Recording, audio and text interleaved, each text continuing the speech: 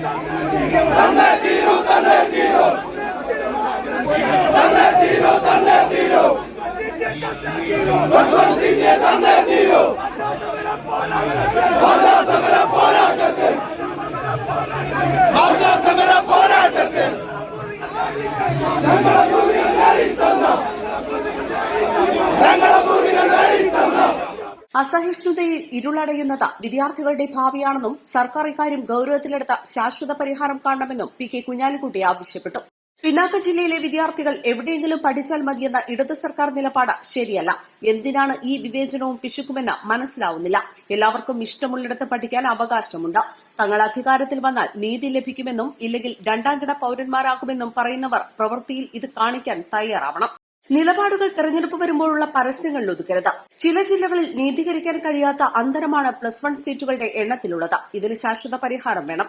UDF അധികാരത്തിലിരുന്ന സമയത്ത് അനുവദിച്ച സീറ്റുകളിലാണ് ഇന്ന് മേൽപ്പറഞ്ഞ ജില്ലക്കാർ പഠിക്കുന്നത്.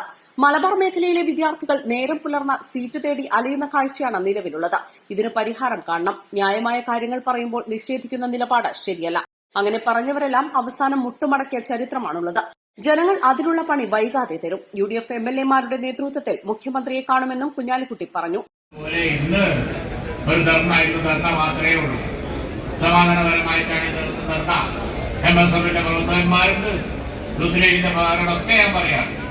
ഇന്ന് നമ്മൾ റിസൾട്ട് ഓറിയന്റഡ് ആയിട്ടുള്ള ഒരു സമരമാണ്. ഈ ധർണ ജനങ്ങളുടെ വികാരം അത് ഇവിടെ പൊതുസമൂഹത്തെ അറിയിക്കാനാണ്. വാർത്താമാധ്യമ പ്രതികളുണ്ട്. ഞാൻ ഈ +2ന്റെ സംഭവം ഞങ്ങളൊക്കെ അടിക്കടി അവരോട് സംസാരിച്ചുകൊണ്ടിരിക്കുന്നുണ്ട്. അവർക്കൊക്കെ ബോധ്യമുണ്ട്. കണ്ടമാനം സീറ്റ് കുറവുണ്ട്, കുറച്ചൊന്നുമല്ല. കണ്ടമാനം ആയിരക്കണക്കിന് സീറ്റിന്റെ കുറവാണ് ഇവിടെ ഉള്ളത്, കുറച്ചൊന്നുമല്ല.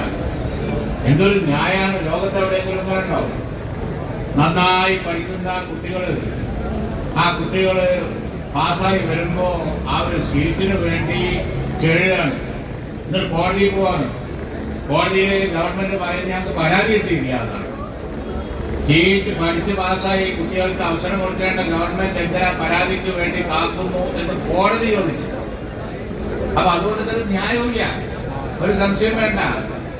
ഗവൺമെന്റ് തിരിഞ്ഞു നിന്ന് ഞങ്ങൾ തരൂല എന്ന് പറഞ്ഞാൽ അതിനുള്ള ശിക്ഷ നിങ്ങൾ ഇരിക്കുന്ന സീറ്റിൽ നിന്ന് നിങ്ങളെ ഗവൺമെന്റിനെ ഇവിടുത്തെ ജനങ്ങൾ പറഞ്ഞയക്കും എന്നുള്ളതാണ് അതിനുള്ള ശിക്ഷ വരാൻ പോകുന്നത്. ജില്ലാ വൈസ് പ്രസിഡന്റ് ഉമർ അറക്കൽ അധ്യക്ഷത വഹിച്ചു. ജില്ലാ general secretary P. Abdul Hameed MLA സ്വാഗതം പറഞ്ഞു.